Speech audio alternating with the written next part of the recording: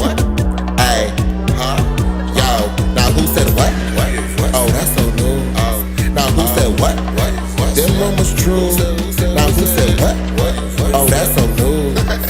Royal voices with the business just for you. Yeah, yeah. Who said what?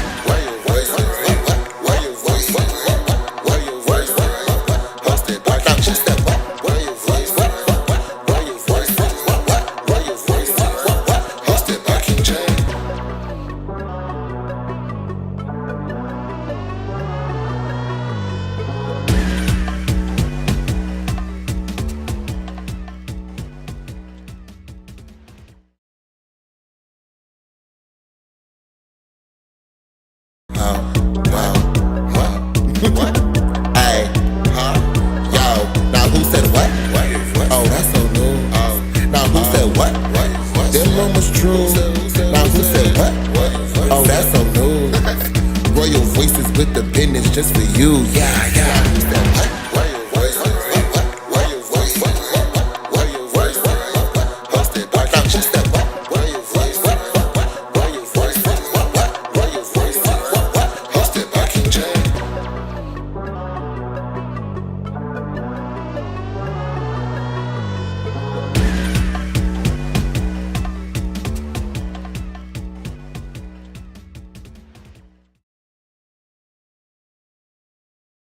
Is we here? Are we good? Yes. Yes. Oh, hold on 1 second. Do I like this? I think I do. I think I do. What's going on, y'all? It's a lot going on today. We are here for the return of Royal Voices podcast season 3. Do y'all understand? Who was that? Child, I thought I heard some voices. Maybe it was just me. But yes, we are here for Royal Voices podcast season 3. I am excited because it's this is our first time going live for the show. So let's hype it up for that. Yeah. So because we are live and things are going live and in real time, y'all gonna just be rocking with me as we're doing things, okay? Just in full transparency, we're going to all season long. We're gonna key, we're gonna ha ha, we're gonna he he. You're gonna see the mess ups. You're gonna see the not fine tuned, and that's okay. It's new for me. It'll be new for you, but you're welcome. Because I ain't scared of y'all. Y'all ain't scared of me. And we love that. So, with that being said, we are here for Royal Voice Podcast Season 3, y'all. Cannot believe we are 3 seasons in. It's a lot to get through today. Giving a quick rundown. If you're new here, what the hell is going on, y'all? This is Royal Voices Podcast. Once again, the official podcast of Kingdom, a creative hub for music, art, and fashion. A space where we uplift creatives in a variety of ways through music, spotlighting, chatting, getting to understand each other, and a host of other things. So to make sure that you stay locked in with everything we got going on and are doing here in Kingdom, go ahead and follow us on social media at ROYALVOICESPODCAST. Had to spell it because y'all be acting like I can't find stuff sometimes. That's Royal Voices Podcast. You're on the YouTube channel for it now. So go ahead and click the subscribe button. Go ahead and hit the notification bell. Utilize them likes. I was told there's a hype feature on live. Y'all listen. I'm from a time we didn't have all that. We didn't have all that. Okay. So not sure how the hype works. There's a chat I'm seeing too. What it do? Welcome. This is so odd, which is crazy because it's like you're used to the recording of things, but then people talking while you talking. It's just like, shut up. Let me get it out. Nah, honestly. I'm so happy to have y'all here. Chat it up in the comments. People can't read. You right. People cannot read. And I am a literary focused individual. So I'm gonna try my hardest to not read these comments as things are going on, but I'm gonna also be locked in because I feel like sometimes we're gonna have to have engagement. So chat it up in that chat comment box. Back to the rundown of the socials. Also, Kingdom is kvngdom.co on Instagram. And, of course, our website, www.kvngdom.com. You can find everything Kingdom related there. Now, y'all, in celebration of Ray vs. Podcast Season 3, with the new setup, I gotta plant. We gotta name the plant something. I got this from TJ Maxx for $65. And it came with a base. I'm just ferning it up. Is that a fern? I don't know. But in celebration of that too, I also made a French 75. Yes, we'll be sipping on that throughout the show. So delicious. That'll be the drink of the day, a French 75, in celebration of season 3. Now, y'all, despite the new setups, the new integrations, the new things, we got the regular schedule programming. We already know what we here for. So go ahead, get your popcorn, get your food, get your drinks, if you got them, whatever else you're doing, and lock in. The first thing we are going to be getting into today. I'm thinking about politics, but I also am tired of the world. So maybe we can go to King Reacts, then politics. Actually, let's just get politics out the way. Go ahead and spin my politics news intro. Thank you.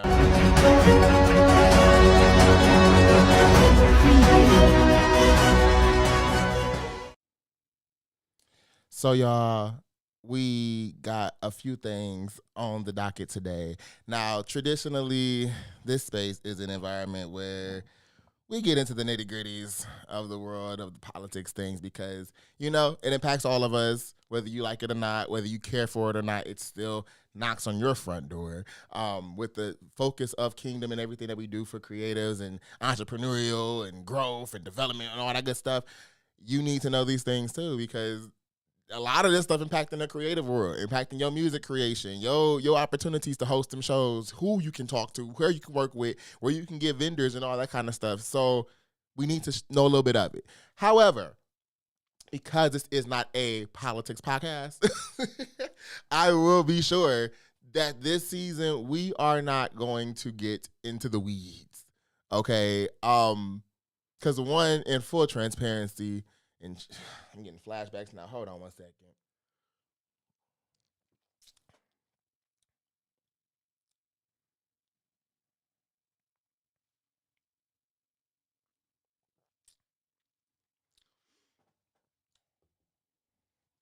Gotta know it that quick.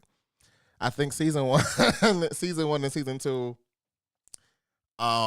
just full transparency, really did get to me a lot, in the sense of I'm mad as hell all the time, and I didn't like that. And I had to really look deeper into why are you feeling this way? Because I live a pretty blessed life. The kid be minding his business, living the world. I do what I do when I do it, how I do it, and I really mind my business. And I really had a hard time figuring out, okay, what is getting to the real issues here, and it was the show. And even though I like sharing things with y'all and making sure people are informed, it was draining. And I think now more than ever, and since we've been gone since last December of 2025, it's like it amped up times 10. So I'm glad, one, that we took a little hiatus break, because we very much needed it. Yeah. Yeah, them months was definitely essential to kind of just recharge, decompress, go outside, touch some grass, be with friends, family, all that good stuff. However, it seems that it's intensified since December of last year. And just for this season, because this information is all everywhere, you can't really escape it, even if you wanted to. I'm not going to be in the weeds and in the nitty gritty details, all of that. We're gonna focus on some high level stuff and keep it there. Okay. With this first one, being a little concerned. So let me get over to our reaction space. I like the little environment. Listen, I'm telling you, all 2026 going on. We are not playing games with season 3. Yeah. Yes, sir. So yeah, we're gonna be up in there. I'm gonna call this the newsroom. We in a newsroom right now. Okay, when we in the newsroom, we gonna share a few things, react to a few things. It's the time to let me know what y'all thinking down below, and we'll dissect. We'll decompress. This first one, I think is my God. Okay, so I do want to set the stage a little bit for the newsroom real quick. As I said before, so much shit is crazy right now. From the wars going on in Iran to the Voting Rights Act getting played with to this very clear, and we've been talking about it. We've been said it. We've been gave it. It's just in front of your face now. The racist agenda that's in place right now to try to really put us back in a time that we not trying to go back to.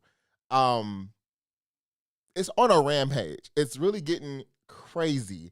And honestly, this story kind of caught me by surprise. So, viewer discussion is advised. Chud the Builder will be fine. He will not go to prison for the rest of his life. He'll be out easily and he'll have no issues beating these charges, is what I would say if I was delusional. They taking you to jail. Chud the Builder, a man I had no idea existed 72 hours ago, is now sitting in prison with a $1.25 million bond for attempted murder. And I haven't really seen anyone celebrating this. Like, everyone's been really calm about it. Really sad that such an upstanding citizen is no longer a part of civilized society. Now, before she continues to go into that, I do want to make sure that. Oh, hold on 1 second. Where did it go? Chud the Builder will be fine. Hold on. The Builder is what people. Hold on. Chud the Builder, a man no idea existed 72 hours ago, is now sitting in prison with a $1.25 million bond for attempted murder. And now, as I was saying before, to echo my good sister here, Chud the Builder, I just found out about 3 days ago, to be quite honest with you. I didn't know who this man was. I didn't know what this man did. Until one of my fraternity neos, shout out to Cam, had came into our group chat and was like, hey, is you gonna talk about this during the podcast? And I said, absolutely. And I think I said absolutely prematurely because I know what the hell he was talking about. I felt out of my element for a little bit. So I went to go do some Googles on who the hell Chud the Builder is. And my God, I'm gonna let her get into it. But I really, if y'all don't know who this man is, don't worry about it. Well, you gonna know about it now. So sit back and relax. I haven't really seen anyone celebrating this. Like, everyone's been really calm about it. Really sad that such an upstanding citizen is no longer a part of civilized society. By way of background, Chud the Builder is what people call a nuisance streamer, and it's literally what it sounds like. They go out, they harass people, they annoy people, they say literally anything to get that person to react. And by harass people, I mean black people. And by say literally anything, I mean the N-word. If you don't know what happened, long story short, he approaches a black man in Clarksville, Tennessee, and he allegedly starts walking away, but says something like, "Are you gonna chimp out?" The man, according to reports, starts hitting him. By the way, we don't even know if that's what happened, okay? Have we heard from the victim since he got out of surgery? What exactly went down? Isn't Chud a streamer? Release the stream. That should answer any questions. But what we do know happened is Chud shot the man, and he also shot himself in the arm. Yes, he cheddar bobbed himself. Now, a lot of people online are saying, oh, well, it was self-defense. Was it? Here's my thing. You walk around with a gun and pepper spray on purpose. You go out and provoke people on purpose. You entice them on purpose. You want them to come at you on purpose so that you can shoot them. At least that's the argument the prosecution is going to make. But you know what, guys? You're right. If you are a Chud the Builder fan, I am probably reaching. I mean, it's not like there's tweets and videos of him saying that he cannot wait to harm someone. I'll pause it there for a second because it's a little more ways to go.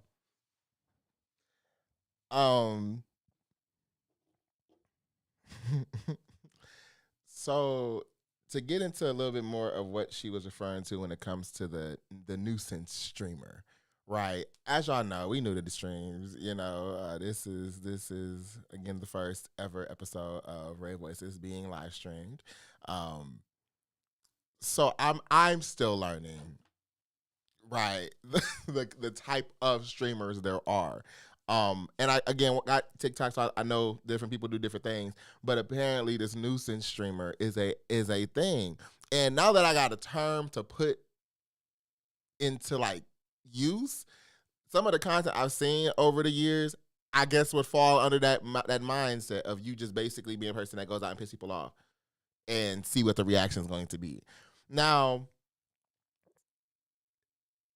his page and the videos I've seen of him, he really does just that. He goes out specifically looking for black people to like piss off. And when they get in his face, when they get on that time with him, then he want to pull out this bear mace. Then he want to pull out what can I say on YouTube? What can I say on YouTube? He pull out a gun. Child, we'll see what the fuck happened. Oh well, he pull out a gun. It's you come prepared to piss people off.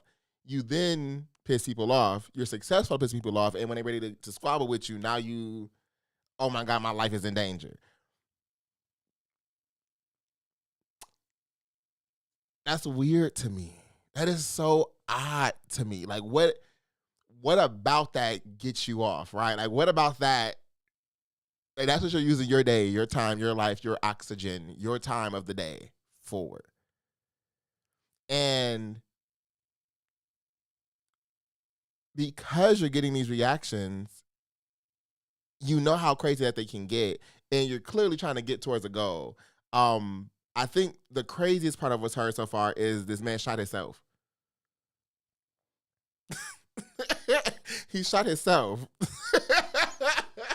Like, what are we doing? What are we doing? This shit is crazy. This shit is crazy. Oh, wait. It is going to be an uphill battle to convince a jury that he was justified in letting off multiple shots and shooting the black man, even if we take it at face value, that he was scared when he was getting punched in the face, I'm sure, right? But do you then pull out a gun and shoot someone and fire off multiple shots? I don't know. And there could definitely be someone on the jury who's like, well, if somebody was punching me, I mean, I would shoot them too. And that person could find Chud not guilty, sure. But I think it's also just as likely for someone to say, if you walk up to me with the purpose of provoking me and you get the reaction that you asked for, why do you then get to say, no, wait, Judge, help me? Now, see, that's the part I'm getting at. Is like if you're antagonizing with a goal of getting a reaction, you get your response. How are you not scared? We're going to have to get into this after. I'm going to let her finish. You wanted this, you got this. It's the natural progression of your actions. It's literally the consequences of your actions. I don't see how it can end anywhere else for these nuisance streamers, and I'm trying not to be a Karen about this. I just don't see how we can continue to function as a society where people get views for harassing other people who are just trying to exist. Like, beyond saying the N-word and what happened in this case, you could literally just be a mom going to Walmart with your kids, and you're gonna get harassed by a nuisance streamer, and all of a sudden you're going viral. Like, so I don't know what needs to be done, but I don't see how we can continue like this, class. And see, that's my biggest part is you're going out looking for a reaction. And you know, this is the part that's getting me because I've noticed this. I'm going to be real transparent, y'all. It's something in this liquor. Just got into the show. My God. We're going to put you down. Where my water bottle?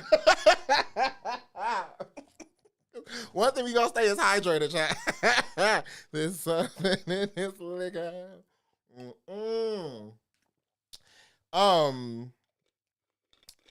Child, I don't know what it is.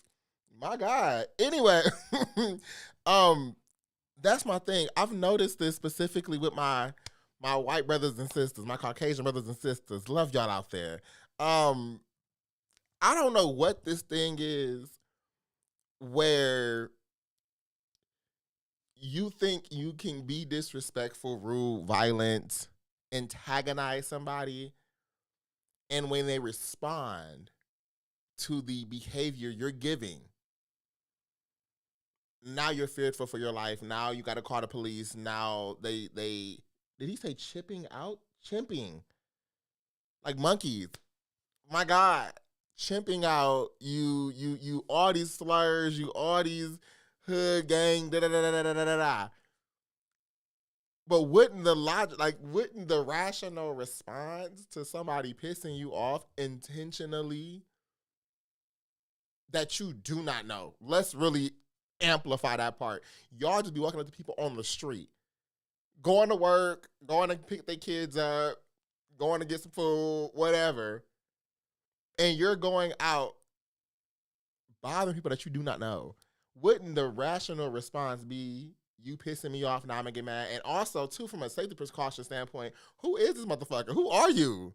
Why are you near me? Please back up, because you're going to jail. What is going on? Now,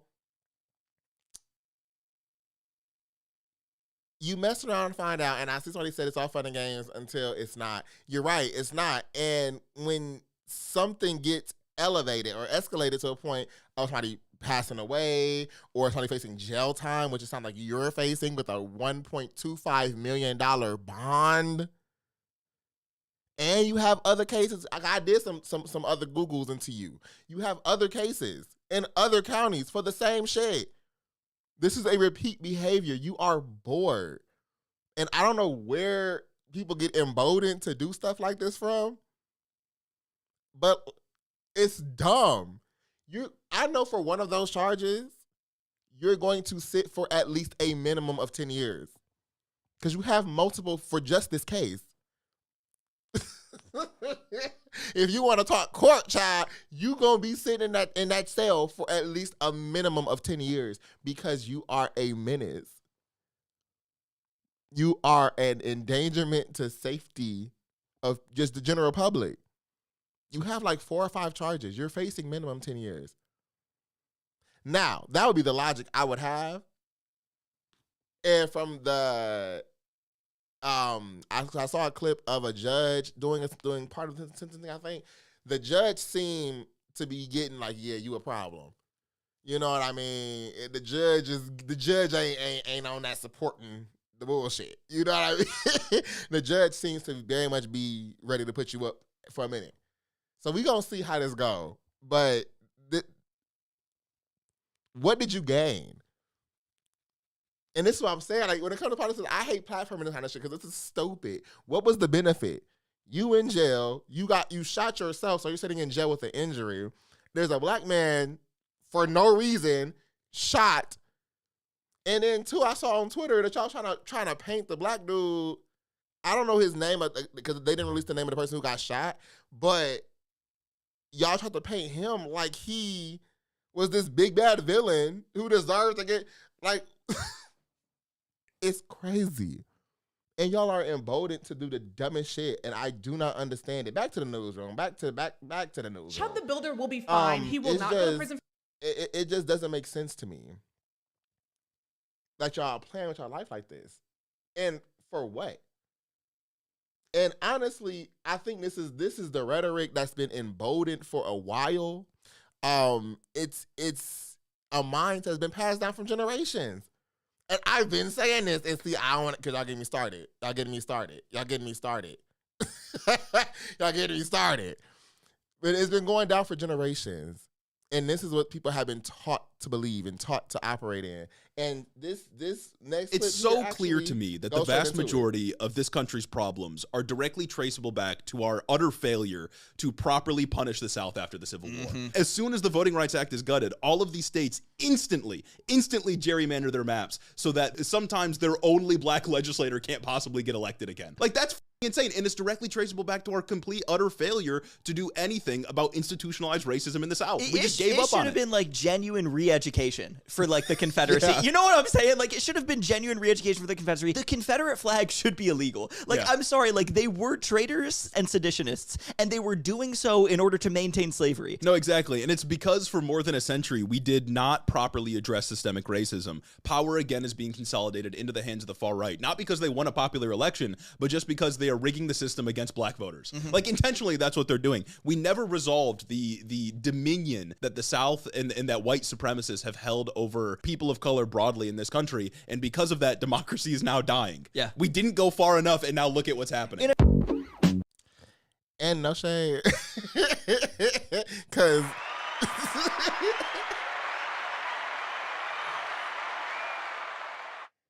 that right now is what's impacting the entirety of the country right now. That is what is impacting the entirety of America right now. Racism. Everything is because of racism. And you're seeing what people are willing to lose, what people are willing to hurt themselves with, and how and by. This is what people are willing to do and accept and live with just to be racist. Some of the dumbest shit, and this is why I put it on. I don't want to get on these platforms with this stuff because it's stupid. It is dumb. It only hurt people, harm people minding their business, doing nothing but minding their business, and then you face a repercussion that you somehow internalize as reverse racism, as reverse segregation and discrimination. That is the dumbest shit to me. So with that being said, because I'm not staying here all day with this, we're very much going to go ahead and get into our last aspect of today, which is going to be encouraging you all to understand how these systems work. Because at the end of the day, we need to be behind the scenes. There's a lot of effort, as you can see. Those are just two examples.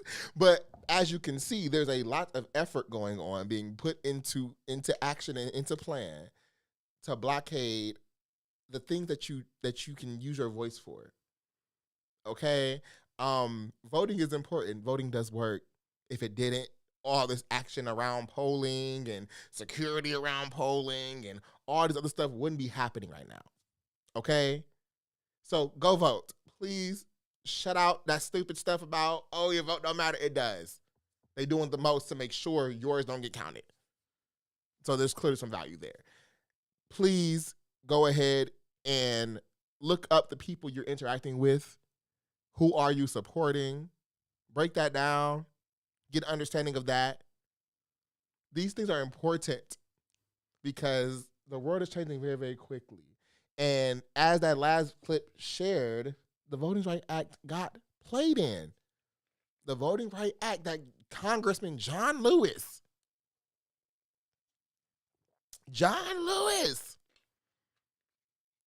was a huge reason for. Martin Luther King was a huge reason for. These things are important. And if you don't understand what's going on, no worries. Back to the newsroom, because guess what? I got a friend who can help you in understanding that, okay? Let's get into it. Explaining the Supreme Court decision on voting rights like I would explain it to my toddler. So this represents my toddler's classroom, and it's broken up into 4 different activity tables where the children have to sit and they have to make decisions together, like this table colors, this table does math, etc. So it's time for snack. And every class at snack is going to have to vote on what they want for snack. Do they want a cookie or do they want a cracker? Now, all of these tables, green right here, they're going to pick crackers. But at the blue table where my children sit, they want cookies. They're going to pick cookies. Great. Now, the Supreme Court is going to go around to all the tables and they're going to say, okay, guys, why did you all sit together? And they're going to say, well, we all sat together because we like the color green. And we sat together because we like the color orange. And we sat together because we like the color red. But at the table my children are at, they're going to say, well, we sat together because we was black. I mean, we just gotta naturally gravitate to each other. We have the same interests. We like the same things. We all wanted cookies. What can I say?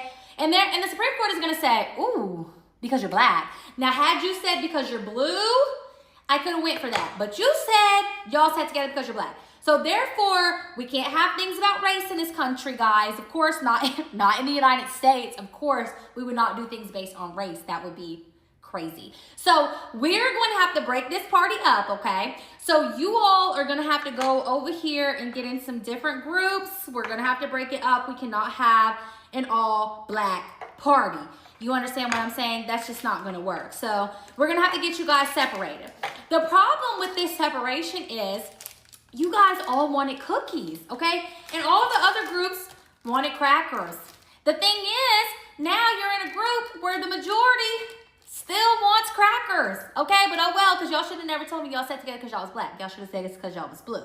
Because anybody can make a group based on their political party, right? So it's like if all the reds want to make groups that just like agree with them and they just want to draw the groups up in whatever kind of ways are agreeable for them, they're going to be able to do that. If they just want to be together based on their race, though, we're not going to be able to do that, okay? So we're going to have to break it up. Now, unfortunately, the way this is going, you may end up having to have crackers. You just, because you're in that group. But don't get me wrong, you can campaign for cookies. You absolutely can still campaign for cookies and try to see if you can win your group over to be in a cookie group now instead. All right, so we're going to pause it for a second because got to recollect people's thoughts and, attention spans. But that was just a quick breakdown into specifically how groups, areas based on your voting alignment have decision-making power. However, those groups cannot be created and cannot be sustained simply because of your race, right? However, some areas have predominantly specific ethnic and race demographics that live in some areas. And one of those areas could be in a sea of opposing political views. So I want y'all to really understand what's going on, really have interest in protecting your today and your tomorrow, not just for you, but for those around you. And staying up to date with what's going on in the world, because the world is crazy. And people are waking up in the middle of the night, working during the day to ensure you don't have any power, influence, voice on anything going on in your day-to-day. So with that being said, we're going to go ahead and sip the 75 and go ahead and close out the news with Kingdom. Thank you.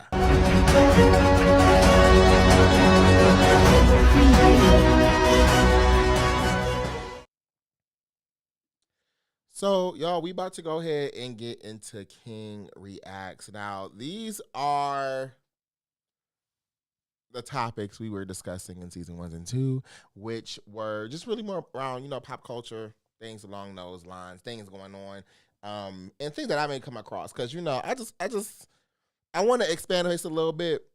And I'll be coming across some really interesting things to have some discussions on. So I think in the future, when we get back to doing Artist Spotlight, because that is coming back this season too.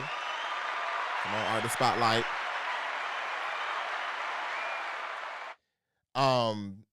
When that comes back, I am going to have some of these topics not reoccurring, but come back up to have certain guests speak on some things. Because I would love to kind of just see, feedback from people that these things actually really align to. So with that being said, let's go ahead and go to King Reacts.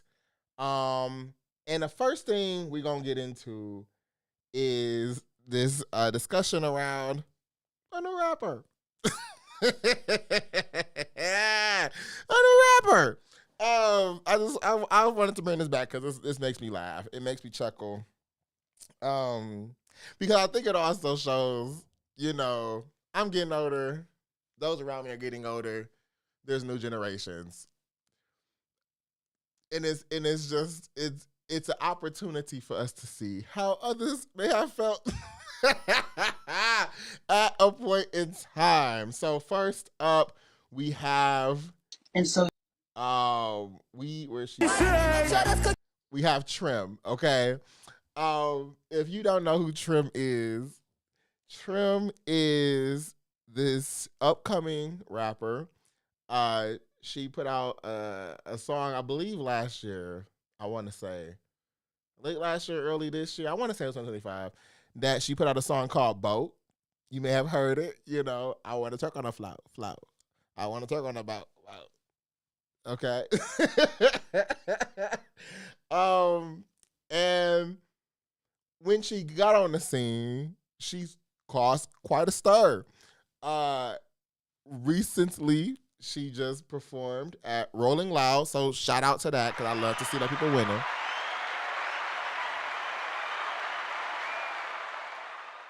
Shout out to that. And shout out to all the other performers of Rolling Loud. I just love to see artists coming up wherever you people may feel about them. Coming up, having opportunity, platforms, and spaces, especially on a stage like Rolling Loud. So shout out to y'all. But she performed recently at Rolling Loud, and she dropped a new song recently as well called Coconut Water. Coconut water. Some my daughter.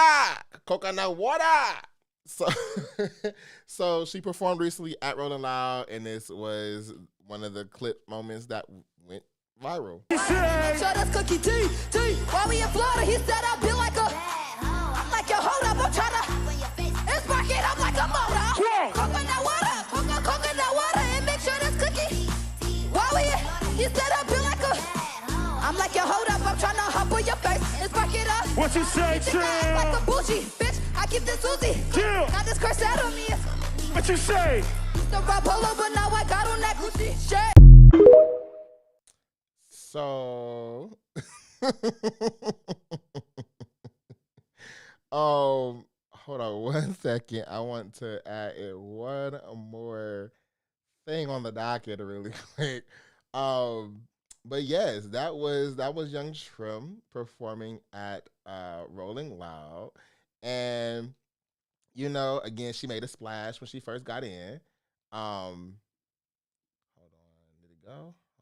So Nicki Minaj sat down with Time Magazine, and this 90-minute interview, it happened right after Nicki Minaj spoke at the World Liberty Forum back in February. There we go.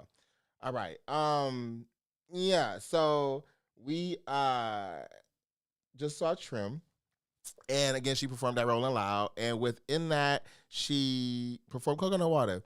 And people was talking a lot about not only the performance, because people felt like she didn't have the greatest breath control and didn't have the greatest stage presence and all these other things. And again, I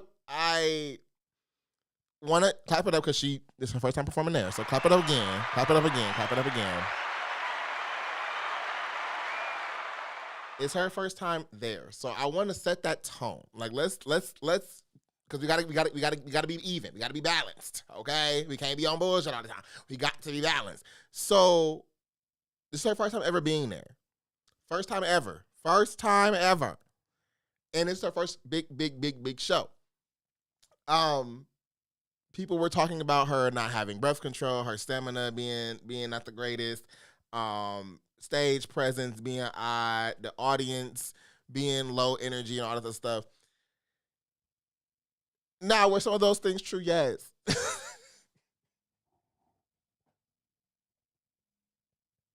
Were some of those things true? Absolutely. You're not wrong. But she is just starting out, okay? I learned recently she's 19, so that's another thing. Now, that's me giving you benefit of the doubt, okay? Because you're new, fresh, da-da-da-da-da. However, I'm also an individual of performance, and when it comes to spaces of, putting stuff out, practice is good. practice it. And I know you was on that stage at least once or twice before you got on that stage to perform for Rolling Loud on your actual concert day. People were also discussing the fact that a lot of her persona, aesthetic, voice, sound, spirit is very reminiscent of Nicki Minaj. Nicki Minaj, very, very, very, very Nicki Minaj heavy, very Nicki Minaj coded, right? So that's also adding into the stardom that is Trim, and people got their feelings about it. People feel their ways, and I'm kind of laughing because as y'all know, last season I let it be known I had to step away from Nick for a little bit. Okay, all right. Hey, I don't give a damn. I'm being honest. Beat my ass. What was that? I'm just telling the truth. I had to step away for a little bit because Nicki been doing too much. Nicki was doing too much. Nicki's still doing too much. Okay, so in like December, January, I had to go head block my girl for the first time ever. I had to go head block my girl. Like, okay, gotta get out of that because things are getting crazy. Then over the months, because I still keep gotta look at them sideways. And, I have to do a quick little, every now and then. So I do come back and unblock for a second and see what she talking about.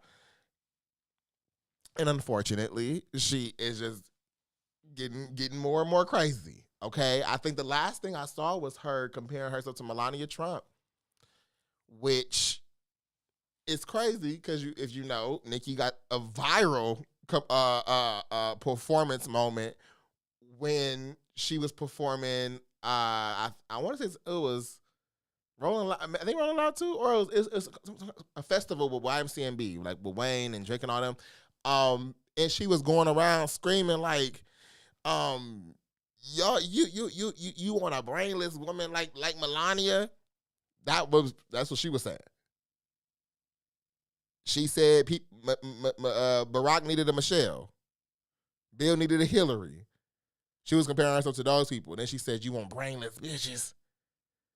So it's just getting crazy. However, Nick is being brought up, and I find it funny because this was the same thing that happened with Kim. And I'm saying that, this again, being transparent, y'all, I gotta be honest. This is the same thing. I remember my parents specifically, the day I ever first heard a song from Nicki Minaj, I'm like, oh, I said, oh, she's taking it, was when she got into a Kim, and it was Roman's Revenge. And I remember the Breakfast Club specifically playing that song, and Charlamagne the God and all the other people breaking down the song. And when they broke it down, I'm sitting there and I'm like, y'all bringing up Kim and all Kim. And Charlamagne was, at the time at least, was one saying, yeah, no, Nicki took that. Nicki eating that. Nicki da-da-da-da-da-da-da. But the ridicule she was getting was she stole from Kim. She stole Kim flow. She stole Kim this. She stole Kim look. She stole Kim. And at the time, I was like, y'all playing y'all da-da-da-da. But as I got older, as I got more into, music and understanding history behind Kim and all that, they weren't wrong. They were not wrong. Now, I still think Nicki put the girls on the map, put the rap game back up a little bit, and got some stats people can never touch, and that's just that. That's just that. Argue with yourself, not me. Hey. However, those points are still valid. And to see the tables turn with Trim in Nicki now, it's like, okay, all right. I see what y'all were saying. But I think Trim overall, even though she is very heavily Nicki coded, I think she's a young artist. Okay, she's 19. I think she can find her way. The Baby had a very similar startup, not in copying somebody, but a whole persona shift. Like, if you look at, what's his name, Baby Jesus, I think at the time of him being an early rapper, I think his name was Baby Jesus. A whole different flow, cadence, approach to the Baby. You know what I mean? So I think as you develop as an artist, as you grow as an artist, you start finding your own lane, your own space, your own thing. and that comes with the evolution of you as an artist. Now, do I think people need to, jack somebody look and style and all that for anything? Not necessarily. I disagree. However, I do think if you go that route, because people already like that, people already know that they like Nicki and all that kind of stuff, it's business. So do your thing, Trim. Again, shout out to you for being at Rolling Loud. Shout out to you for growing and getting those opportunities. And we're going to see just exactly how this continues to grow, how you continue to grow. And as you shouted out on your stage after you got done, you're growing. So I'm glad you open to that, and I hope you continue to stay open to that. And ignore all the criticisms, all the haters, and all that rah-rah.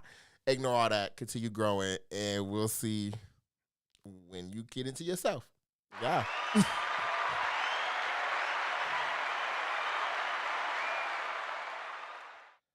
All right. So back to the. So that's Cookie T.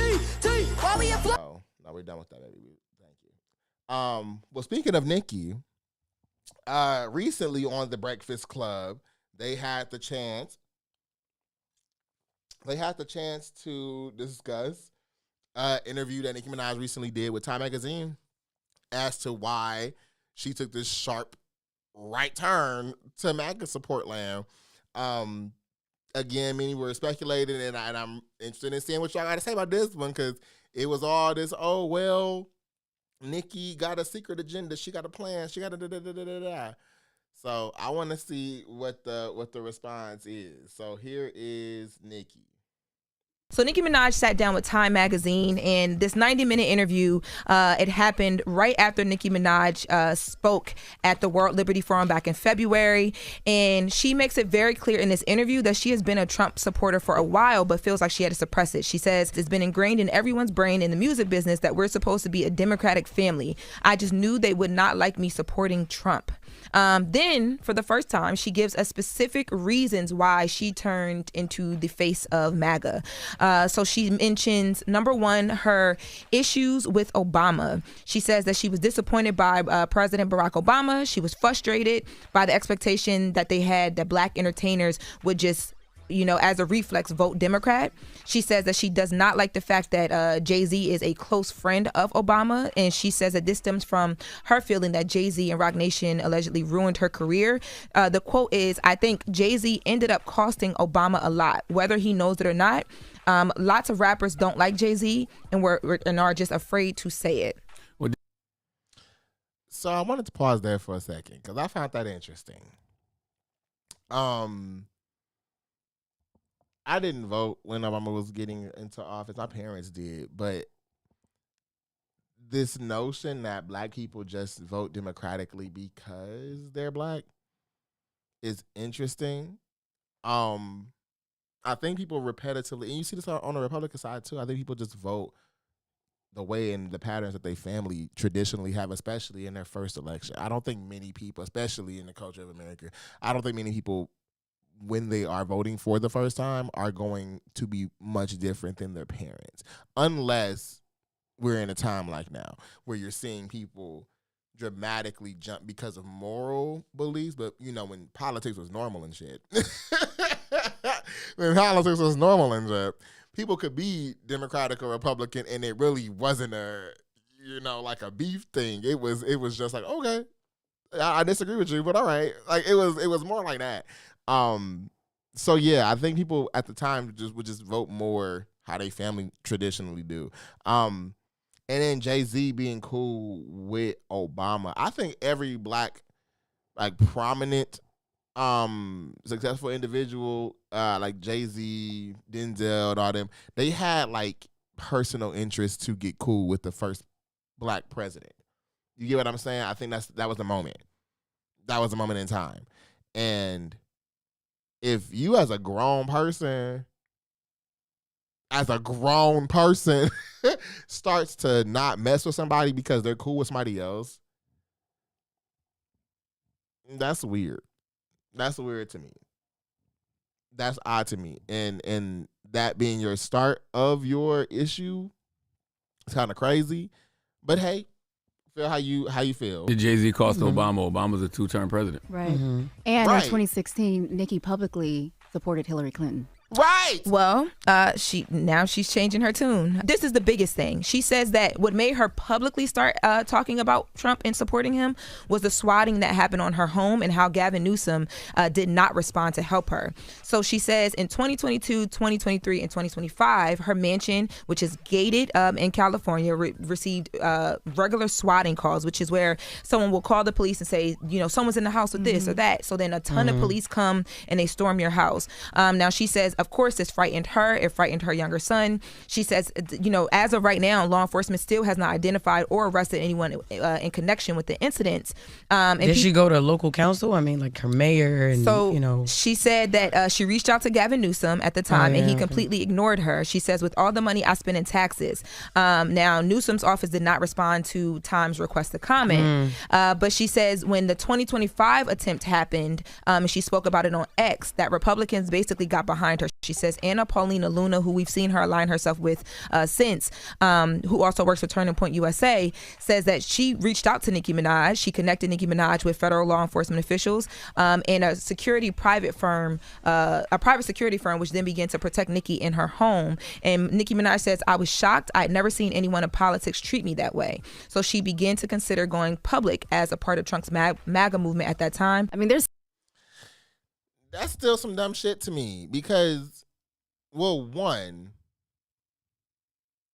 and to be transparent, it's given that you thought you had pull with a prominent leader in your space. You thought you had them strings of making a phone call and being like, I don't like this, handle it, and it being done, and you didn't get that, and you gagged. That's what I'm getting from that. You got a moment where you was like, I didn't get the attention and treatment that I thought I was going to get, and therefore I'm mad now. Which I understand because taxes is taxing, and when you get to a certain tax bracket, okay. And like I've been said, I'm not surprised of Nicki being Republican leaning, okay, because she's been said it. She's been said it. I'm Republican, voted for Mitt Romney. You lazy bitches is fucking up the economy. That was what she said. And like when Mitt Romney and Obama was running, that's what she was saying. That's what she was saying. And like I've always said, to an extent, it makes sense. If you are Republican, you should only even consider being Republican if you make a certain income. If you are poor, if you make less than $100,000 a year, I would shut the hell up. And even more now, but I will have that as a threshold. If you make less than $100,000 a year and call yourself Republican, girl, have it. do what you do. But just know most of the things you're integrating in goes against the the tax bracket you're in. Okay? But still, nevertheless, those are extensions. Like when it comes to stuff like how things are now, to me, that should not be your sway. That should not be your sway. And you're just letting me know when you have that sway to stay in that support system of what's going on right now, that was just your buying cost. That was just your fees that you needed to be met to have your support. And with that, wrestle with that what you will. But it sounded like you had a phone call, you didn't get the answer that you were looking for, and now you're upset. But I also don't understand why they couldn't just connect her with a security team. And that's where I'm gonna give that to Gavin Newsom's side, where it's like you could have that could have been a quick email. Sorry to hear what's going on. Because of your concerns, I've connected you with the head of security at They can talk with you about creating some kind of protection plan for your home, your estate, whatever's going on. You know what I mean? So like that's what that could have been a response for. And it sounds like she got that from the Republican side, and that's where she's seeing support from. But the Twitter thing, because I remember the tweets of her house getting raided. She had a lot of support from her supporters collectively. It was just the person that actually helped do something was Republican. But you had support from everybody. Like a lot of people, I don't say everybody because people don't like Nicki Minaj and they like her for a little bit. But you had support from all of your community for sure. For sure. Steps that you have to go through before you just go to the governor, like Jess said. So the mayor, you can go, to federal authorities, you hire personal security. To start off at the governor and then blame him. Hey, man, I don't care what Nicki Minaj thinks at a time like this. Okay, all right. It's a lot going on. Trump's tariffs got the cost of household goods through the roof. The war he got us in got gas prices through the roof. Inflation is high. Social services have been cut. People's health care has been cut. I don't care. But I just want to say that's like calling the CEO that your Wi-Fi's down, of your telecommunications company. Just doesn't make sense. And Charlamagne has a point. Then this is what I was saying earlier about the fact that we don't like what's going on. We want to kind of escape what's going on, and we're turning our attentions to shit that don't really matter. Not to say Nicki's situation don't matter, not to say everything else going on outside of stuff going on that's really, heavy doesn't matter either. But what I'm saying is, Kim, people are dying. You know what I mean? So this is not really the best use of our time. The Megan and Klay Thompson thing, distractions. The lady with the degree, if her degree real or not, distractions. Priorities, guys. But I also think in that, to kind of go against Charlamagne's point, I do think because people don't know what the fuck to do right now, we really don't know what to do right now. So you're sitting here tuned in to Ravers podcast because you don't know what else to do right now. Because you get what I'm saying? You're watching Zeus Network because you don't know what else to do right now. You smoking that joint. You drinking that drink. You over there playing that video game. You over there going to the gym. You over here doing these things when there's bigger fish to fry because you just don't know what to do with those bigger fish right now. And that's okay.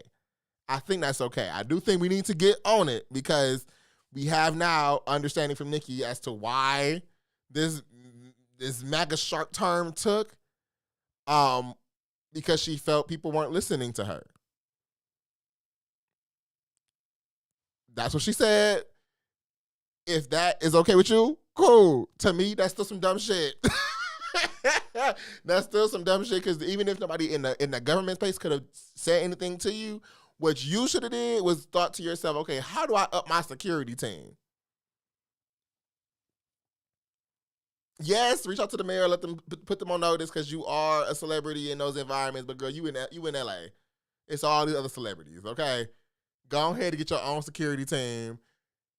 Further, it's just to me from that whole thing, it just sounded like you wanted to have in with the leadership of your area. And you don't have it. And now you're gagging. And because you don't have it, you decided to turn MAGA. That was the answer. But Barbs, don't tear me up. If I'm not thinking about this right, let me know. But that's what I'm pulling from that. We are officially an hour and some change into the stream, y'all. In the future, I'm going to ask y'all to send me some stuff in to react to during this time, too.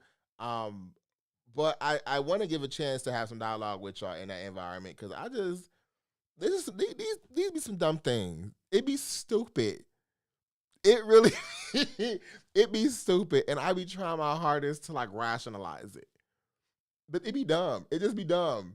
So back to the reactions. Back to the React Room. So with that, Nick, stay safe. Stop the swatting, y'all. And let me know if y'all think those are valid reasons for the right turn she's taking. Now, we have two more things in King Reacts. The second one being a clip I was sent recently, actually, regarding Greek life. Now, I don't talk about it a lot because, I just don't. But I am a proud member of Phi Beta Sigma Fraternity Incorporated. I can see the little letters on the side. That's all you're going to get. That's all you're going to get off of me. And, in the Greekdom world, right, a lot of the entrepreneurs, a lot of the business owners, artists, creatives that I run into often have some affiliation with some kind of, especially Black creatives, have something, aligned with a Divine Nine organization. These last few years, I really do think it's become a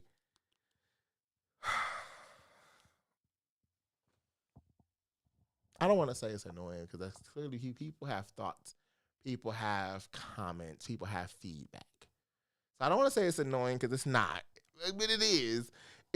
People over the years have had a lot of commentary around Greek life, and ever since some passings of people have happened and things like that, and rest in peace to everybody who has fallen victim to hazing and joining these organizations and things like that. And please reprimand every single motherfucker that goes ahead and implements that stupid ass dumbass shit. Okay?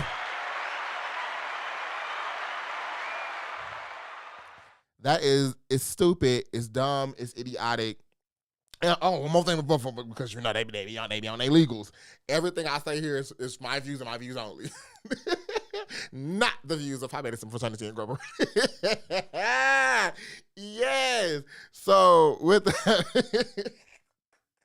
that being said, the hazing conversation has really driven a lot of folks to have a distaste for Divine Nine Greek life, and is a root cause of this big denouncing movement that's happening. If you are not familiar with Divine Nine Greek life and historically Black organizations, they're essentially Greek fraternities and sororities that are historically Black and were founded at universities around the country, specifically HBCU universities, and were founded at times of great adversity, spaces where we weren't able to be involved in or be engaged in because we were Black. So within that, these organizations were founded and are 100+ years old, and have been going on for some time, has just various generations of people, multi-generational organizations. Let me clarify that. You can find somebody who in their hundreds, you can find somebody who in their teens, 19s, 18s. So people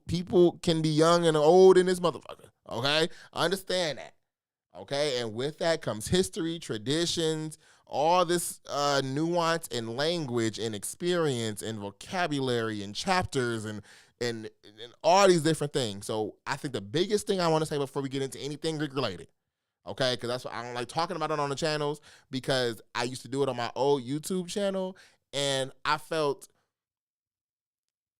the audience wasn't following the nuance, right? And when I say nuance, I mean the multi-layered spaces of Greek life. There's different chapters, there's different regions, there's different spaces, people, there are different cultures, there are different traditions based on what campus you're on, all these different things that influence your personal experience that you can have in these spaces. So when I'm speaking broadly, I'm speaking generally, okay? If we get to specifics, it'll be specifically to whatever the hell we're talking about that's related in that moment. Context is important. Because y'all ain't finna be having me up here talking about some Josh advocating, I didn't do that. I didn't do all that.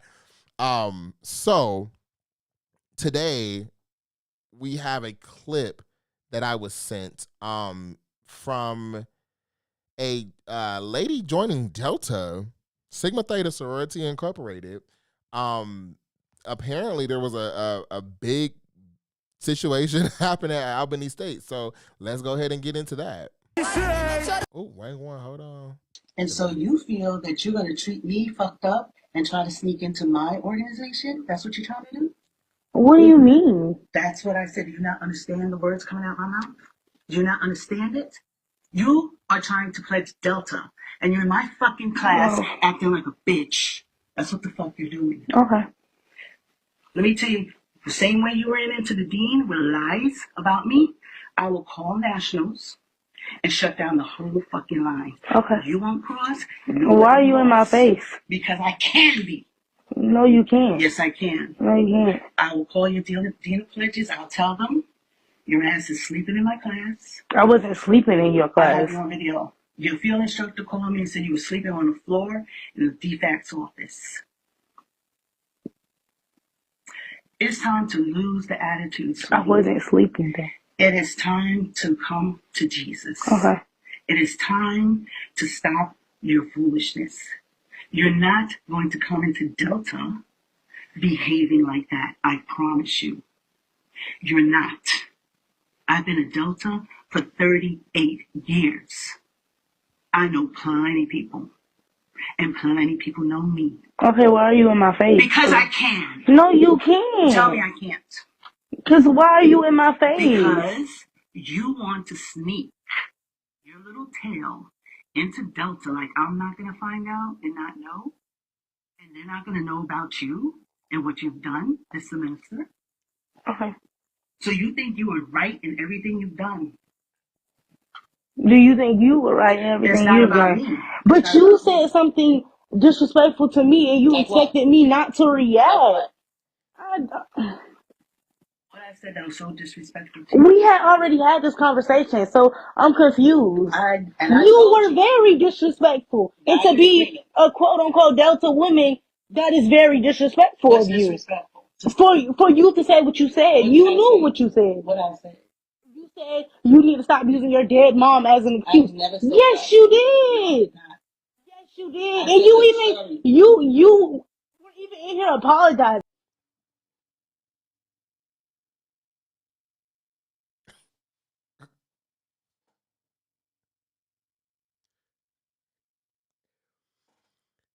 I'm going to say this.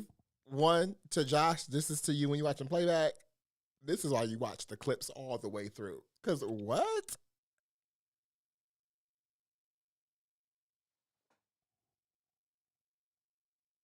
My God. Your dead mother? Stop using your dead mother as an excuse? So that was a fake apology because you knew what you said.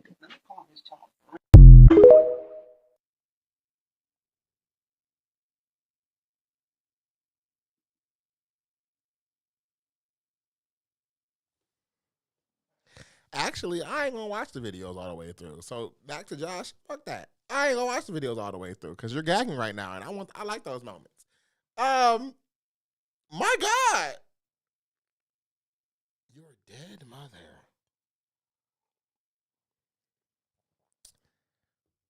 Whoa.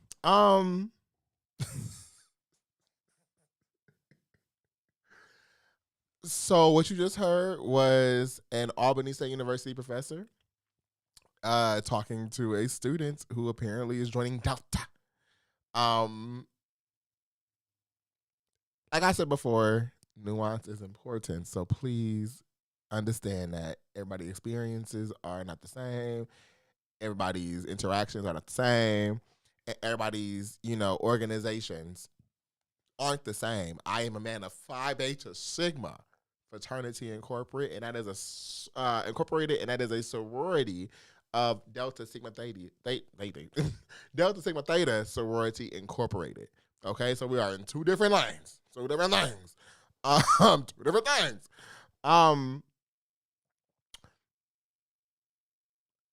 don't think. Oh, find the words. I'm finding it. I don't think it is. Oh, what am I trying to say? I'm trying to find the words because I don't want to. I want to be. Fuck it. One. The professor's in the wrong. Okay, let's start there.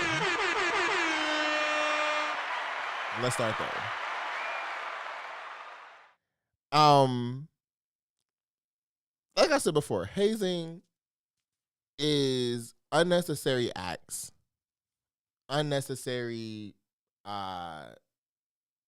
situations, moments, words, actions that people of an organization do to people who are joining.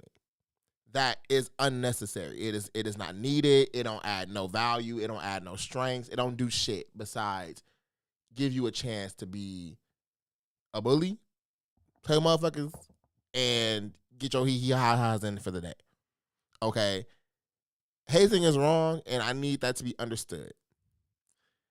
Now, I feel there's a difference in pledging, right? Where people are growing intentionally, growing and developing intentionally. You get what I'm saying? I think there's a difference in you having challenges that at the end of the challenge, you are a better communicator because of it. You are a stronger, your confidence is stronger because of it. You are more people oriented because of it. You get what I'm saying? Those kind of things that build value, not only in the moment of what's going on, but beyond the space of Greek life. When you go into the working world and back to school and around your family and friends, you have new skills, these new understandings in how to navigate spaces and be more successful in the things that you do. That to me is pledging, right? I think when you get to the nitty gritties of what hazing is, because every state has different laws regarding hazing. However, it can get as specific as somebody being told.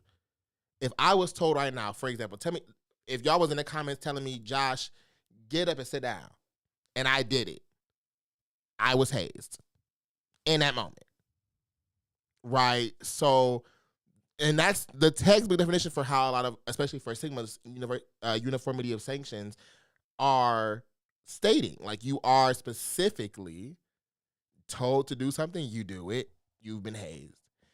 Hazing also adds on a mental stress, an anxiety, a worry, a concern. And that part is always hard to gauge to people because you never know, especially in today's time, anything can create stress and anxiety, right? People have whole panic attacks when they get a food item that they ordered from a restaurant and it comes out wrong. I have had friends personally who have had whole panic attacks. All because I bring up, I can just ask them to take it back. I can't, and that's not a bad or good. It's just the thing. It just is what it is. People have those moments, so you don't really know, what is and what isn't. You get what I'm saying? So in that moment, the professor was wrong, and I see in the comment the whole conversation was unacceptable as a professor and as a member of any Black Greek letter organization. Exactly. That conversation shouldn't have happened to begin with. It shouldn't have been a thing. That's the crazy part. But I also feel like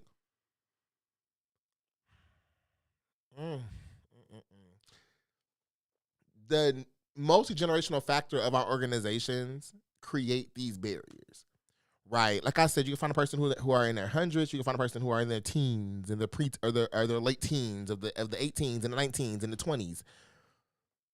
When you have that gap, right, there are so many misconceptions, miscommunications, misunderstandings simply because of the generation you were born in. I have this at my job, right? I'm in HR, so understanding multi-generational groups and how people work together, how they communicate, how they interact is interesting. Even with my team, y'all, I am 28. I sit with a team who are in their 50s. Most of them have children that are my age. So when I have responsibilities that sometimes, require me to be in a leader role, it can be confusing. And they look at me like, what the hell, who is this person? But I still have the authority in that moment. That's what I'm saying. These multi-generational environments are hard to navigate sometimes. And I've been saying, especially for Greek life for some years, we don't have the same understandings no more, the same values, the same drives. You get what I'm saying? In the 90s and the 80s and stuff, people could get away with that. That was normal. That call that you just heard was a normal thing in that time. That was in the 2000s. That was a normal thing. Boasted about. Like that would have been, you would have got called crazy for calling that out. You get what I'm saying? Like that was the time that those things were acceptable. When generations are here now, and this goes into the whole paper and made and all that concept too, and that's a whole other conversation, child. But on the surface level, those are things that drive those conversations too, of people being paper and being made. of what you're willing to accept. And that lady in that car, the girl who was joining, if in some spaces, let me clarify because the keyword is some, S-O-M-E. I know y'all can't read. Some areas would reprimand that girl for calling out this professor.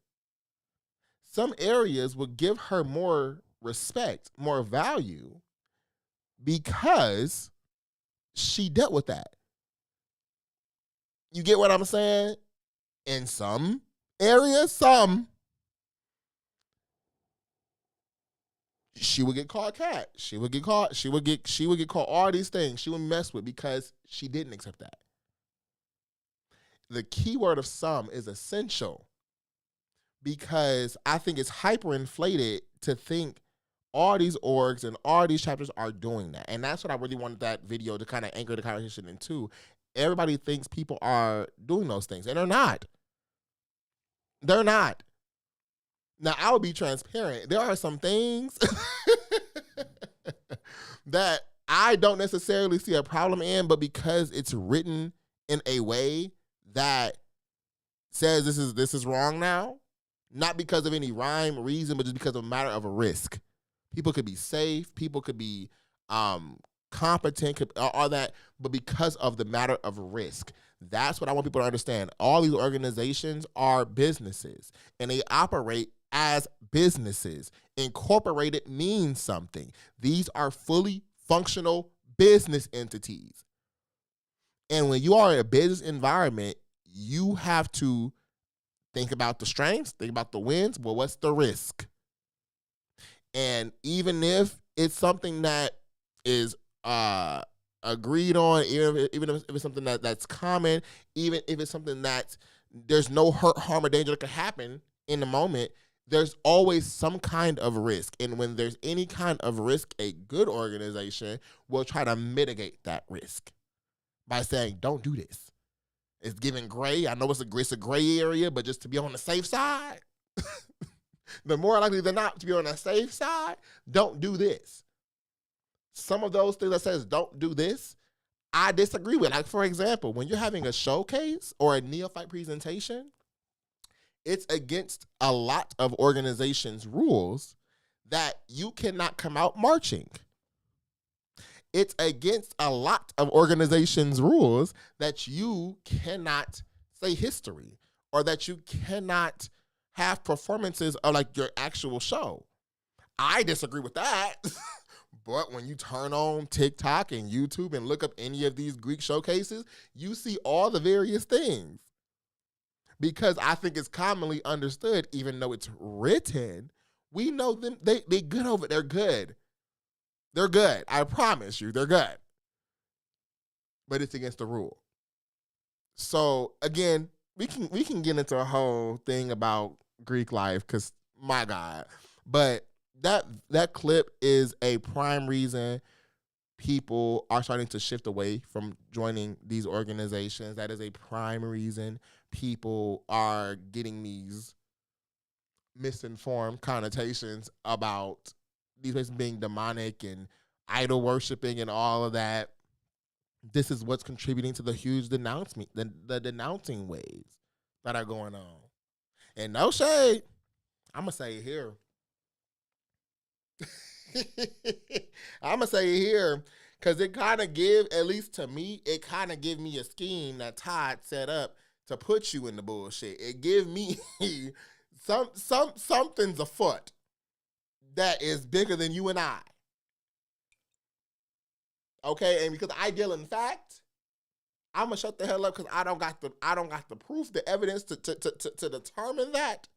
But the vibe, my spirit, is telling me something's in the water. Somebody doing something outside of these spaces. So with that being said, that lady, I'm gonna follow up to actually see what happened to her because I don't know when that clip came out. I want to say it was April, but I don't know what the follow up. Let me actually go look to see. Hold on 1 second, please. Albany State Delta professor. what happened to her? I want to know, like, did she get fired or something?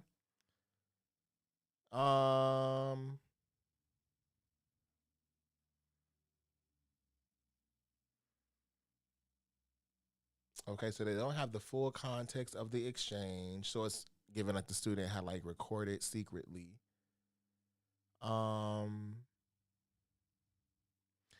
I guess the university did put out a statement saying university leadership is fully aware of the situation. The incident is being addressed promptly and thoroughly in accordance with established university policies and procedures. Please know that the respect, safety, and dignity of our students remain paramount as we handle this matter.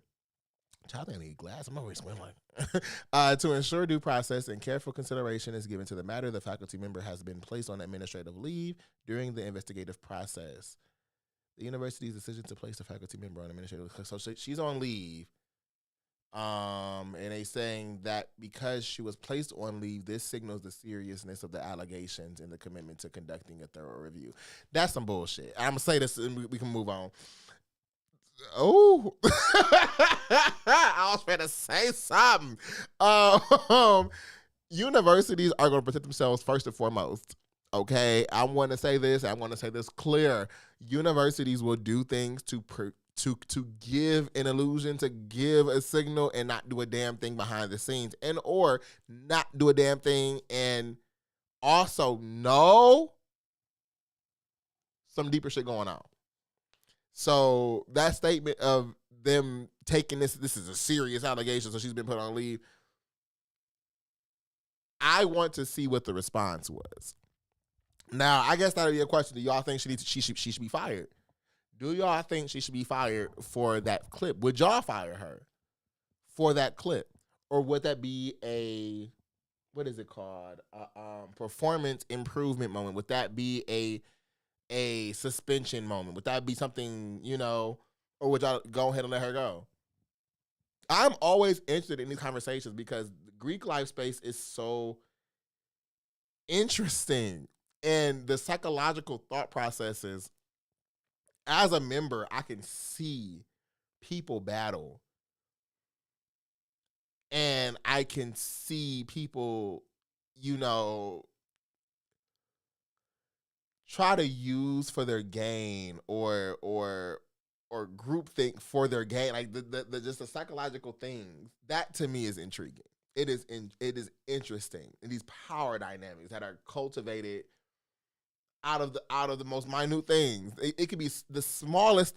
I don't know. It's just interesting to me. We'll never know what the organizational repercussions were, and that's the other part. Because usually there is a school response and there's a organizational response, right? So say, for example, that Caleb Wilson case. Rest in peace, Caleb Wilson. Shout out Caleb Wilson. If you don't know who that is, he was a man joining, I want to say, was it FAMU or Florida State University? It was somewhere in Florida. I could be wrong. Was it New Orleans? It was somewhere in the as I call it, the tropical south, where he was joining Omega Psi Phi and he collapsed during one of their ceremonies. That case was crazy though, because the brothers of that organization that were bringing him in were hiding his clothes and making up stories. That could have been a movie, and it reminded me a lot of Burning Sands. Like, I cannot hold you. It reminded me almost verbatim of Burning Sands. But I digress. But that situation was a response there was a response from that organization itself. Like Omega Psi Phi had a statement that they had handled with the brothers. And as the person said in the chat, there is somebody or some orgs will disclose what happened to those brothers, some won't. The school, however, will also do their investigation and do their own verdict as well. And then the third entity people don't ever talk about is that the cops can get involved. You can face federal, not federal. You can face criminal charges. That's what I'm looking for, criminal charges. You can face criminal charges for being involved in hazing. You can face jail time, sentencing for hazing. So there's really 3. You can be held accountable and responsible by the organization. You can be held accountable and responsible by your university and by the authorities. If the organization held you accountable, that could be revoking your membership. That could be suspending you from the org. That could be removing your positioning. The school holds you accountable. If you are a student, that could be removing you from graduation. That could be pulling back your diploma. I have seen, because I be getting messy, but I don't give a damn because y'all came with me. I have seen a situation with an organization of alphas that had a situation where people lost their access to graduation, lost their access to their diploma, lost their access to being on campus. You get what I'm saying? These things happen. In full transparency, I almost had a little situation, little one too. It was a misunderstanding. It was very much bullshit. Let me clap that on up.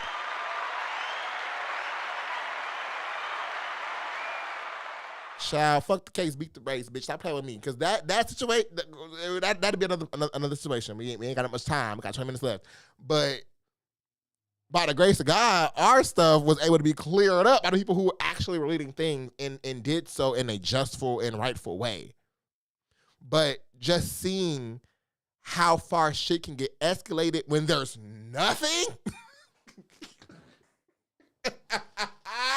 Seeing how far shit can go when there's no evidence, when there's no validity of any statements. That was such a when there's nothing holding you accountable, tangible to this shit. Nothing. Nothing was made. Nothing was real. Seeing how far that can go when nothing was going on, I can only imagine what is going to happen when you have actual shit that you did. So those verdicts from the school, the organization, and the police can be cohesive, can be corroborated, but can also be individual. The school could say, give me that diploma. The cops could say, face 10 years. The org could say, nothing's wrong. How that would work, I don't know. But could that happen? Yes, it could. And that's just the case. So we'll actually, in the future, we're going to have a Greek life discussion. And we're going to have a Greek life live stream where we're going to get into the nitty-gritties of things and you got a chance to ask questions, because it gets sticky. It gets sticky. It's a lot. Oh, Caleb went to Southern University in Louisiana. Thank you. Southern University. And I actually saw recently that they did honor him with something as well this graduation season. So to all the Greeks out there, shout out to Divine Nine. Be safe. Be accountable. Be real in what is going on and be transparent, because y'all be lying. Another video for another day. And to those aspiring to join these environments and in these spaces, ask questions. And always, always, always, always trust in you. If you feel that, something's not right, something's not accurate, some bullshit happening, then move around. Trust yourself first and foremost. But situations like these is the reason that certain chapters shouldn't be active. It's certain reasons that certain members should be expelled and suspended. But also sheds light to a bigger conversation of how a lot, and I want to emphasize that, a lot of spaces have changed. A lot of spaces aren't doing these things. A lot of spaces are not doing what you think the traditional sense of hazing is. And that's just the real. So with that being said, we got one more thing for King. And so you feel that you... And it goes into the Met Gala. So I love me a good little fashion moment. You know what I mean? Getting a chance to see what folks is doing. Now, do I think this event was needed for 2026? Absolutely the fuck not.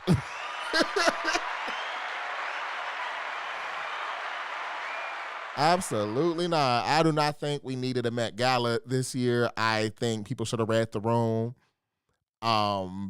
People can't afford their gas right now. People can't afford their food right now. People can't afford their clothes right now. The post office finna go bankrupt. Voting rights are being played with, played on, and around. And the last thing that was on my mind was to look at what the hell these celebrities is wearing. That's just me though. However, we gonna get into it because guess what? We need some distractions in these things. And I love me some fashion. So I always want to see what people are giving. So I had a friend of mine actually put a little slide thing together for me and put it into this system today, y'all. I am getting used to this. I'm clicking buttons and stuff. Shout out to Carolina Nation Radio. Just click the buttons. Trying stuff out. But yeah, my friend was able to create this for me. So let me see if I can put this up right. Okay. So the first one that I am seeing up, we're going to go ahead and just put some images on the screen and give y'all my thoughts, my opinions. So first up we have is Beyonce. I like this. Is these diamonds? It is. It's giving diamond. So it's like a skeletal diamond. What was the theme? Hold on. Let me go see what the theme was for the Met Gala. Theme of Met Gala. Because that's going to determine my answer too. So the theme for the 2026 Met Gala, and the Metropolitan Museum of Art's current, what? The theme for the 2026 Met Gala and Metropolitan Museum of Art's concurrent costume exhibition, my God, these words, is costume art. What the hell that mean? The theme explained concept curated by Andrew Bolton. The exhibition aims to disband the traditional hierarchy that separates historical garments from fine art. It juxtaposes, you hoes can't even spell juxtapose. Juxtaposes clothing alongside paintings, sculptures, and objects that met 5,000-year collection. Oh, okay. So the focus of things explores the dressed body, the highlights the inextricable relationship between fashion as the embodied art form and the human form it adorns. Ooh, y'all give me some money. Give me some money and let's see the kind of shit I come up with. Okay. Nevertheless, Beyonce is in her geesh, and this is supposed to resemble an art piece. Now, I'm not sure what art exhibition she's mimicking or paying homage to, but it looks wealthy, it looks detailed, and it looks very handcrafted. Somebody sat for a minute putting this together. I don't like the feathery thing. I don't like that. Maybe it could have been a different color or something, or a different material. But something about it not doing it for me. And I like this little crown on her head. So shout out. I'll get at a solid 8. I'll get at an 8. Next up, we have Rihanna looking like a portal.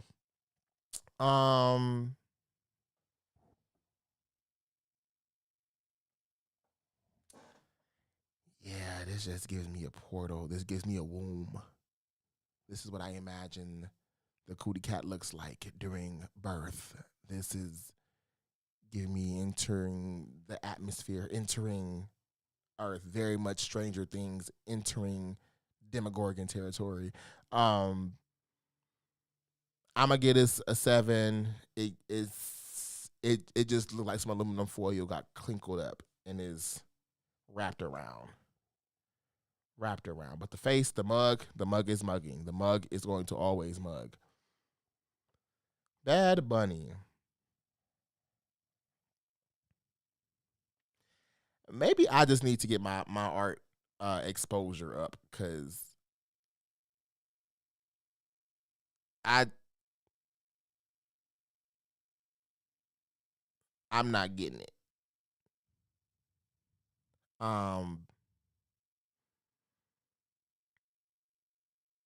I'm a little distracted. Hold on. Because now I'm looking at my, like, feedback.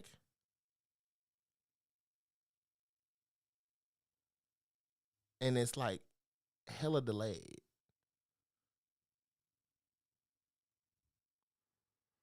And I don't know why it's doing that. Hold on 1 second. Is it me? Is it me? Is it me?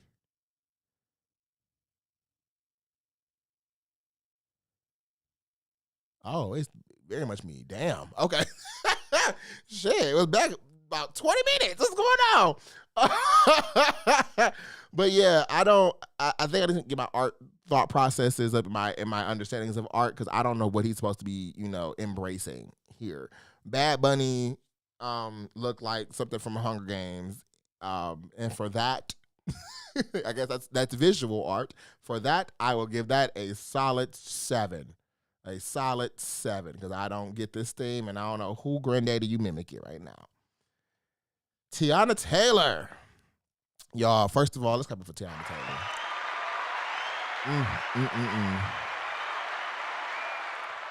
Y'all, I really do love me some Teyana Taylor. I really do. Just the aesthetic, the energy. I had a chance to actually meet her at one of the conferences that I went to, and I had missed the motherfucking session. And my friend gonna text me, I had an extra ticket to just shut the fuck up. Pissed me off. Pissed me clean off. But I just love her whole energy, just her whole persona. Now, do I love this outfit? No. Body tee, I think it definitely highlights her figure very, very well. Again, I don't know what art you're supposed to be. Now, I guess my question becomes, are they recreating moments from art, or are they creating pieces of art based on themselves? Because I guess according to the definition, she wouldn't meet this perfectly. But it's just like she went to Party City and got some of them little streamer things and just said, make it work. But for this, I'm gonna give it a. I don't like the outfit. I really don't. But I like the energy. I'm going to give this a 6. Most of that is her energy. The points for that outfit is like a 2. Maybe a 1. 2-1. But I just like Teyana Taylor a lot. A$AP Rocky. I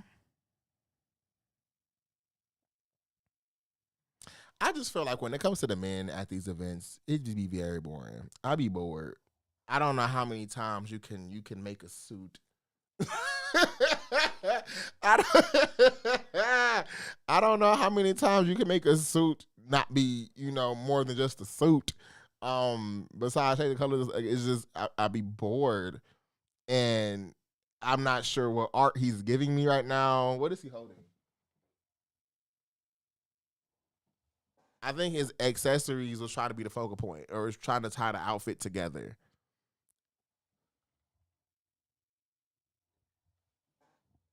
Yeah, they're just giving me a peacoat, white button up and some slacks with some jewelry. I'm gonna get this a 4. I'm gonna get this a 4 A$AP, which is crazy because you be really having that shit on. This I just don't. I'm okay. Doechii.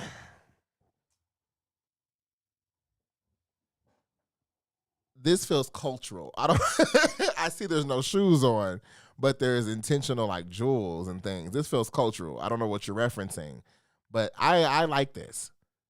This is different. I like this. I probably would have did it different. Like the head piece could have been something different, but again, in the face he mugging. But I don't know what this headpiece is supposed to be for.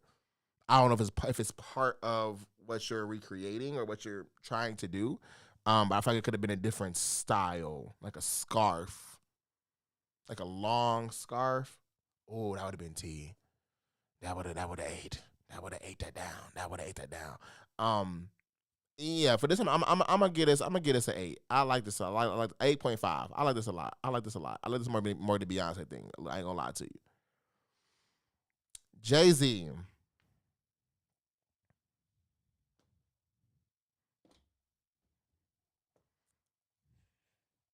Who is this?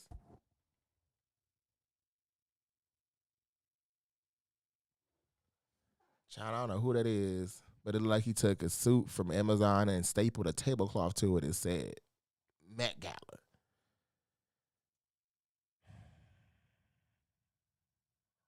I'm going to give this a 3. I hate the setup. I hate this a lot. I really do. This cape. And if you're going to try to embellish a suit, make it cohesive. Like, this just look like you really took a tablecloth and said, gotta do it. But I like the color of this suit. Match my nails. You know, I had to come back for Kingdom correct. Hold on one second. Had to come back correct for Kingdom, y'all. Get into the drip. His suit very much matched the nails and had to go ahead and get Kingdom right on now. Y'all see, yeah. Shout out to Mia. She did her big one. With the nails for sure. But yeah, for this, so I'm gonna have to give it a 3. I'm gonna give it a 4. Because there's also some kind of like eye paint thing going on there. Yeah, I'm gonna give it a 4 because you gave a fuck. I'm gonna give this a 5 actually. Hell yeah. You know what? Hell yeah. I'm gonna give this a 5 because you put some effort into this. You tried to be a little different. You got the face paint on, the suit color different. I see the little styles. This tablecloth that you got on your hip is really pissing me off. It's really pissing me off. Like, I just don't like that. I do not like that. I think we have one more picture left. Cardi B. Why was her name here and on his, it ain't no name? What's going on?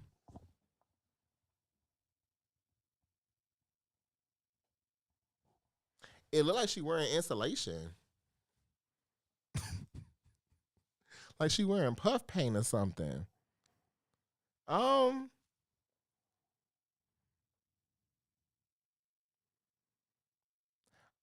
don't know. I don't know how I feel about this. I like it and I don't. I wanna give this I wanna give it a 6.5, 7. Bad Bunny was portraying Leonardo da Vinci art piece. Oh, hold on. Hold on one second. Let's go back to Bad Bunny real quick. Let's go back to Bad Bunny. Leonardo da Vinci. Okay. All right. I think I'm going to still leave my number where I think I'm going to still leave my rating where it was at. But thank you for that. Thank you. So Leonardo da Vinci. Maybe that would have been helpful if they would if they were portraying some kind of art piece, that they could have did like a side by side of the art and then what their fit was. But yeah, for this, I don't know.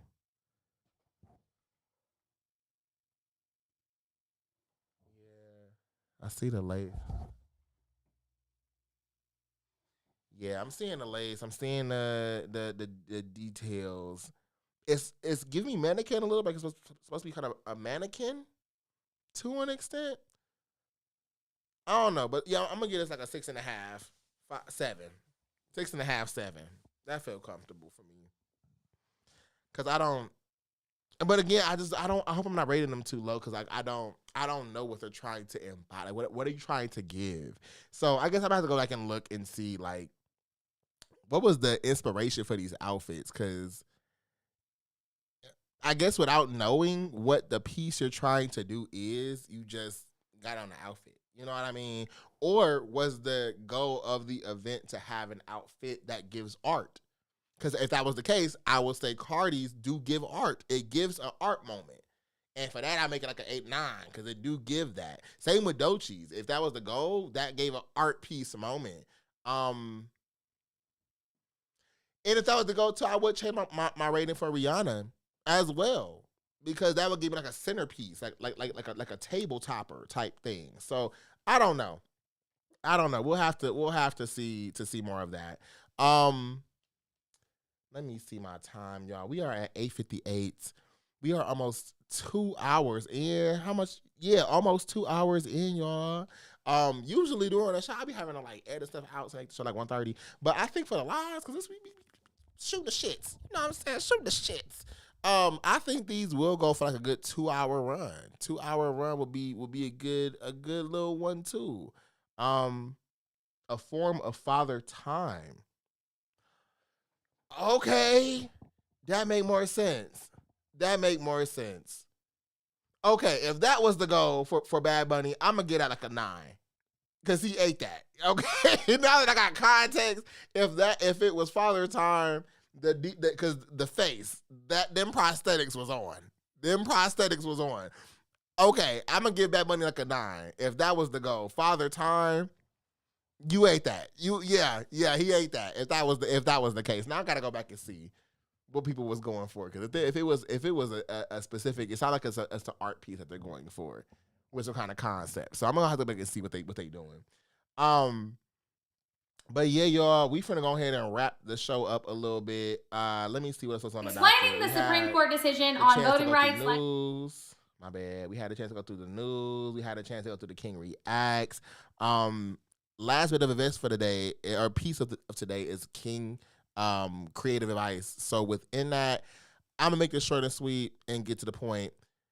Creative advice today is sometimes it's not you. Okay? I know over the last few seasons, as I'm getting ready for the new season and all of that, I think a lot of understanding the journeys you have as an artist, a creative entrepreneur, all that good shit, you are always going to be spoken life into, right? Kingdom will always speak life into you. Kingdom will always encourage, and I will always encourage people to go for their dreams, their goals, their aspirations. Do what the hell you want. Do it. Life is short. Ideas are fleeting. Time is fleeting. So go do it. However, I gotta have the Nikki Parkers. Hold on. If you watch the Parkers, the Nikki Parkers. However, sometimes you could be putting time, energy, and effort into things that are not meant for you. And when I say that, I'm saying that because people like myself try to do every damn thing. And when you try to do every damn thing, you put yourself into spaces that you're not always supposed to be in, or you're in environments that you're in longer than you should be. And I would encourage you all to always think about where you are, where you're going, and how you're going to get there, because sometimes you outstay your welcoming environment. You outstay a space out of comfort because things are familiar. You'll stay in that spot. You'll stay in that box. You'll stay in that routine because it's comfortable. You're familiar with it. You understand it. But I really believe sometimes Spirit has goals for you to do more. God has goals for you to do more opportunities, more brands, more exposures, more networkings. You have more bigger things to do, but because you're stuck in this box, because you're not willing to get out of your comfort zone, because you're in your own way, you stay where you are and you put your time into things that are not fruitful for you, or cause stress to you, or cause heartache to you, or put you back paces that you are meant to be going forward in.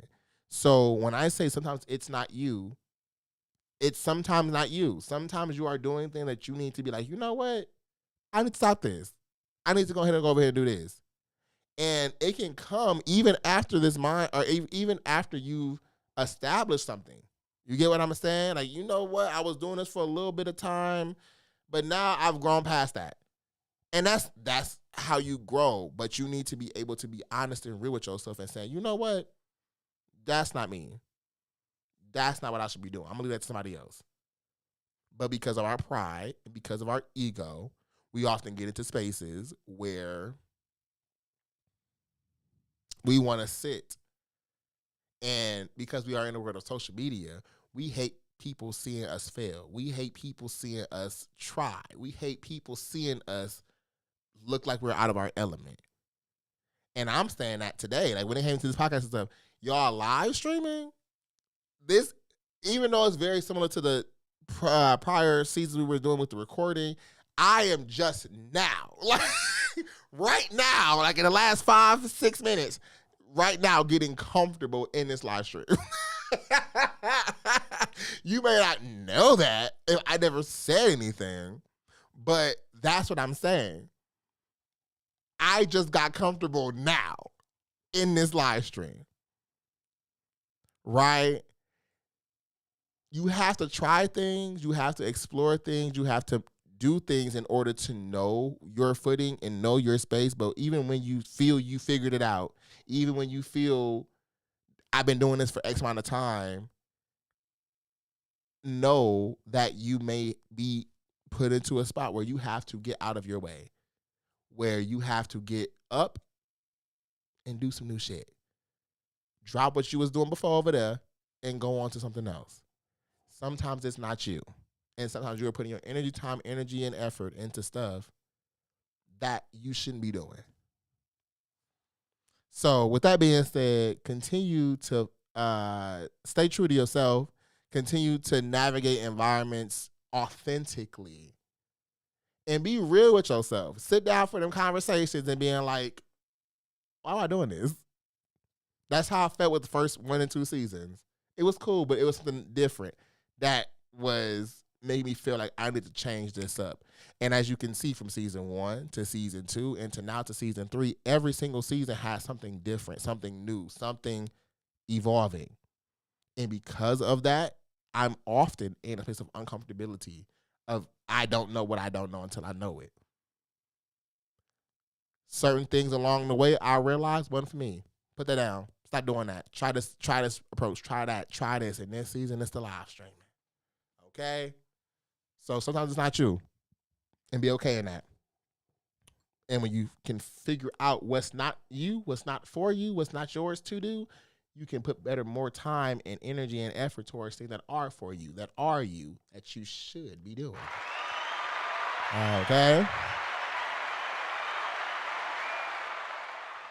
So, yeah, that's it for today, y'all. That was Creative Advice. That has been the show. We have been live for 2 hours and some change, y'all. This gonna be a season.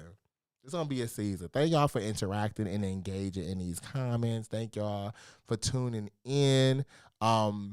Before we close out, make sure you go ahead and follow the brand on Instagram, YouTube, all the things, kvngdom.co.